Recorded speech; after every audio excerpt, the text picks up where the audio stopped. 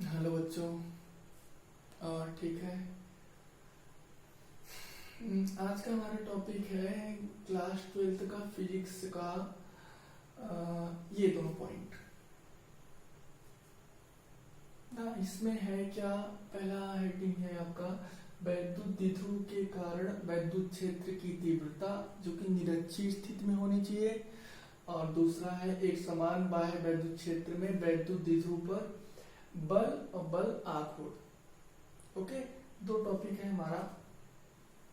तो पहला हम स्टार्टिंग करते हैं। चलिए इसका फिगर ड्रॉ करते हैं हम।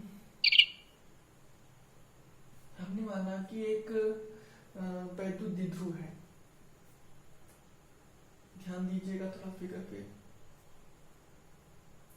माइनस क्यू और प्लस क्यू। ओके, ए और बी है दोनों। ये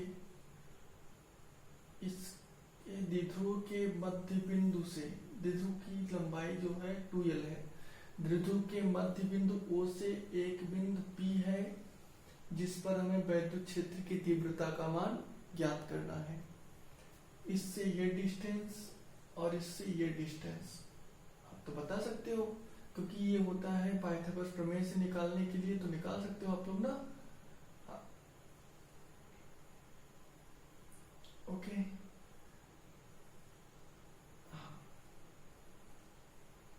ये होगा। हमने क्या माना एक वैद्युत द्विध्रुव जिसकी लंबाई, जिसके आवेश ये है और जिसकी लंबाई 2l है, इसके मध्य बिंदु O से लंबवत ऊपर की ओर एक बिंदु P है जिस पर वैद्युत क्षेत्र की तीव्रता का मान ज्ञात करना है। अब इसके दो तीव्रताएं हो गई, एक हो गया E1 और दूसरा आपका E2 हो गया। आपका ये E1 हो गया और ये E2 हो गया और ये E नेट हो गया। ओके, अब हम निकाल लेते हैं E1 और E2 का। ध्यान दीजिएगा।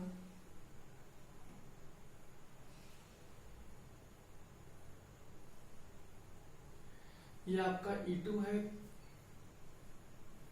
ये आपका E1 है, और ये आपका हो जाएगा E2 साइन थीटा, और ये आपका E1 साइन थीटा।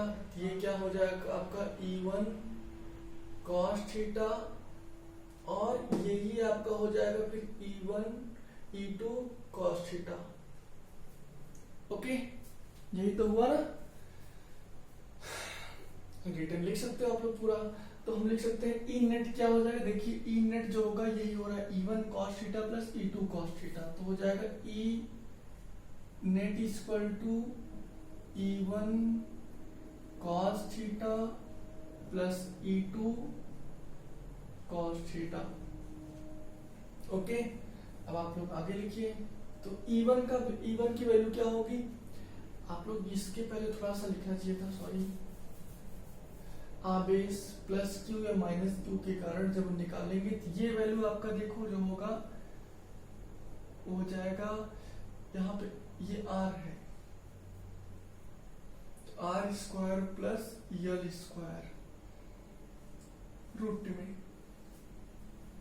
तो E1 की वैल्यू क्या हो जाएगी, 1/4 pi epsilon 0 Q by R square plus L square, right. इसी प्रकार आपका E2 भी हो जाएगा 1/4 पाई एप्सिलॉन 0, और ये K परावर्तकांक के माध्यम में स्थित है, K Q by R square plus L square. अच्छी स्थिति का हमने बताया था, सेम उसी पे है ना। देन ई नेट क्या हो जाएगा, दोनों को इक्वल करके लिख दो। E 1/4 pi epsilon 0 K Q by R square plus L square cos theta plus 1/4πε0 के क्यू बटे R square plus L square cos theta. Okay, अब देखिए दोनों सेम है, कॉमन ले लेते हैं तो हो जाएगा 2, दोनों को ऐड कर देंगे 2 1/4πε0 के Q by R square plus L square cos theta from figure. क्या होगा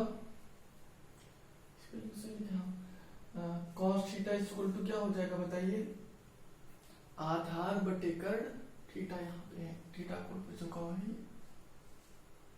आधार बटे कर्ण। तो आधार क्या आपका ये है एल बाई कितना ये R square plus L square root में, और यहाँ पे देखिए इसका होल स्क्वायर होता है, इसका होल स्क्वायर होता है मतलब ये होल स्क्वायर होता है, इसीलिए आपका रूट हट गया है ना, यहाँ पे आप लोग जल्दी से लिखते हैं तो इस होल स्क्वायर हो जाएगा, रूट हट जाएगा, इसीलिए हम ये कर दिए हैं, ध्यान दीजिएगा, रूट था स्क्वायर कर दिए तो रूट हट गया। देन क्या हो जाएगा, इसी में रख देंगे, ई नेट फिर से हमारा क्या हो जाएगा 2 × 1/4πε0 Q by R square plus L square into L by root में R square plus L square. अब देखिए आप लोग यहाँ पे लिख देते हैं, फिर मिटा देंगे हम तुरंत ना, ई नेट क्या हो जाएगा 2 क्यू यल एक साथ लिख सकते हैं तो लिख दो इसको 1/4πε0 2 क्यू एल बाई, देखिए ये दोनों को साथ में लेंगे तो 3/2 पावर हो जाएगा, R square plus L square की पावर 3/2। इसको लिख सकते हैं हम पी, क्योंकि वैद्युत द्विध्रुव का गुण यही था ना, P इक्वल टू 1/4πε0 के, ये लिखते नहीं आ रही क्या, हाँ ये लिख देना है जरूर, हाँ। देन क्या हो जाएगा P by R square plus L square 3/2। इसके पहले वीडियो में हमने बताया था जब अच्छी स्थिति में तो क्या बोले थे, इसमें क्या किया गया था, इसके बाद हमने लिखा था कि L square L less than R, then हमने क्या किया था आर स्क्वायर एल स्क्वायर को नगण्य मानकर छोड़ने पर, तो क्या हो गया था हमारा आगे, फिर ये मिटा दे रहे हैं,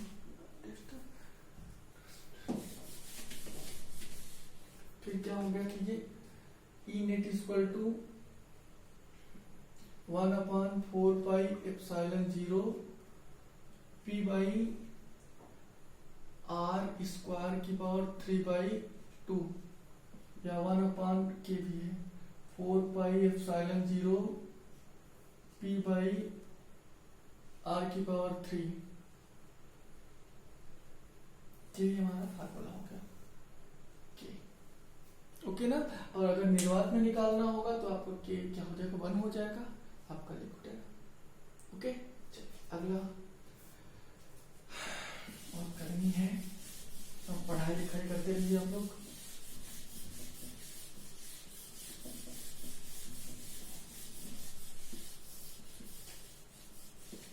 लिखेंगे, हाँ स्टार्टिंग में देखो आप लोग को लिखना पड़ेगा कुछ ना, माना जो हमने स्टार्टिंग बोले हैं वही आप लोग पूरा वर्ड टू वर्ड लिखते चल जाओगे वर्ड ना।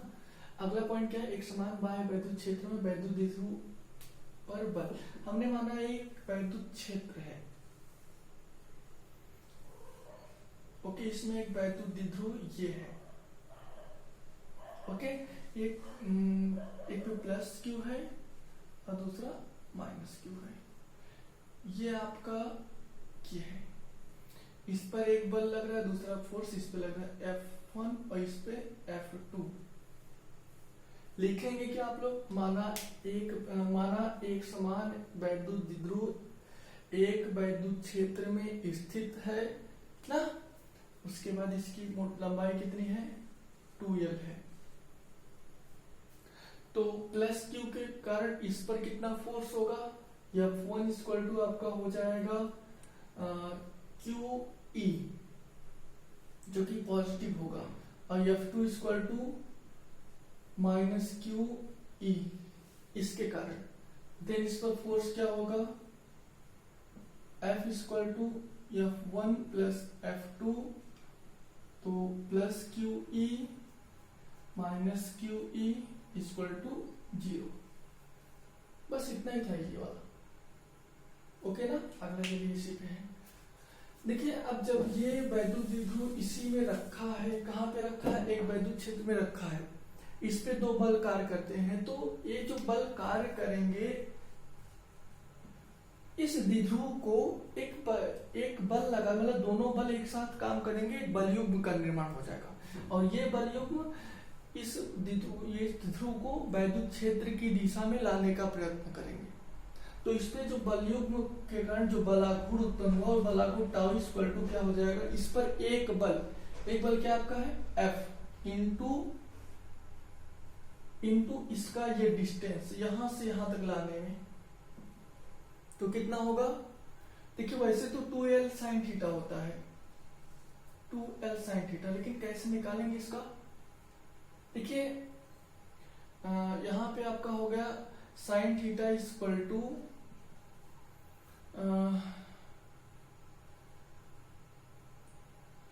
देखिए ऐसे कर सकते हैं इसको हम सीधा, हम लोग कितनी दूरी, ये डिस्टेंस, तो हम इसको O कर दो अगर आप लोग, AO equal to 2L sin theta, या sin theta equal to AO by 2L, अर्थात ये आपका 2L क्या हो गया, कर्ण हो गया, और ये दूरी हमारा क्या हो गया, और ये थीटा हो गया झुकाव, तो ये आपका लंब बटे कर्ण ना, इसीलिए क्या हो गया ये 2L sin थीटा। तो ये वैद्युत द्विध्रुव का आघूर्ण क्या होगा, एक बल तथा उसमें विस्थापन, तो क्या हो जाएगा 2L sin थीटा, तो tau equal to F equal to क्या होता है, अभी निकाले जस्ट,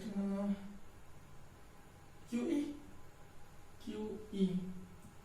2L sin थीटा, या लिख सकते हैं 2QLE sin थीटा, या tau equal to 2QL equal to P होता है PE sin थीटा। आपका यही डेफिनेशन हो गया, डेरिवेशन पूरा, जहां पे क्या था 2QL equal to P। Okay चलिए आप लोग पढ़ लीजिएगा।